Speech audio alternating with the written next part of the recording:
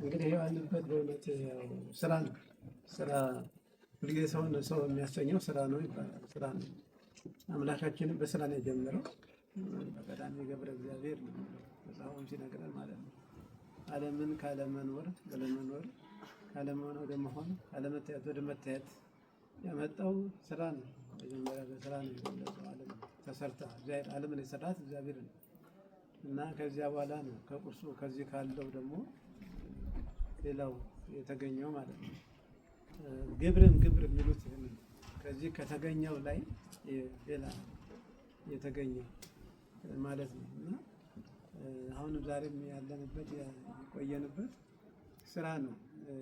የስራ ሰዎች ደግሞ እግዚአብሔር ያዘጋጃል። የስራ ሰዎች ለስራ የሚሆኑ ሰዎችን እግዚአብሔር ያዘጋጃል ማለት ነው እና ቅድም እንዳላችሁት በታሪክም ስንሄድ ያው እነዚህ የነበሩ አባቶቻችን ቀድሞ የነበሩት ማለት ነው በታሪካቸው የምናውቃቸው እነዚያ ኢትዮጵያን ሰሩ የምንላቸው ማለት ነው። ኢትዮጵያን የሰሯት አባቶች በዚህ ቦታ ያው ኢትዮጵያን ሰሩ የምንላቸው ኢትዮጵያውያን ደጋግ ሰዎች፣ መሪዎች፣ መንፈሳዊ አባቶች፣ ሊቃውንቱ፣ ምሁራኑ፣ እናቶች፣ አባቶች እነዚያ የነበሩ በወቅቱ የነበረች ኢትዮጵያውያን ዛሬ እኛ ያለንባትን ሀገርና ቤተክርስቲያን የሰሯት እነዚህ አባቶቻችን ናቸው።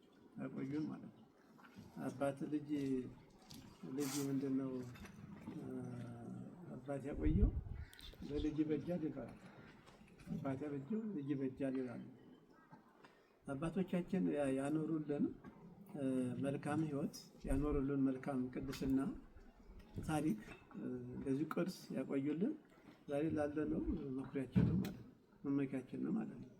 ያንተን ተርሰን ነው እኛም እዚያ ላይ መሰረት ሌላ መሰረት አንጥልም የሚጥል የለም ከተወደቀው በቀር ያለው መሰረት ላይ ነው መሰረት እየጨመረ ሰው የሚያሳድገው ማለት ነው እና አሁንም እግዚአብሔር ፈቅዶ የቤተክርስቲያን ከመስራት ጀምሮ መጀመሪያ በፊት ጀምራችሁ ያላችሁት እናቶች አባቶች ነበሩ።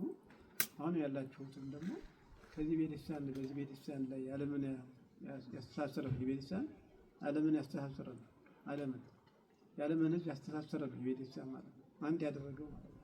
በስራ በቅድስና በበረከት ለክብር አንድ ያደረገው ይሄ ቤተክርስቲያን የቅድስት ቤታችን በመጥማት ዓለም አስተሳስራለች።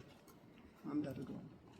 ያላየው ሁሉ እንዲያይ አድርገዋለች እና ወጥቷል ማለት ነው። ለጉላቱ ላይ መስቀሉ የተንሰቶ መስቀል ላይ መጨረሻ የምንየው ጉላት ነው። የስራ ሁሉ መደምደሚያው ውጤት ነው እና ይቺ ቤተክርስቲያን እንዲህ አስተሳስራለች። ስለዚህ የቤተክርስቲያኒቷ እድገት እንደዚሁ ነው። እየሰፋ ነው የሚሄደው፣ እያደገ ነው የሚሄደው ማለት ነው።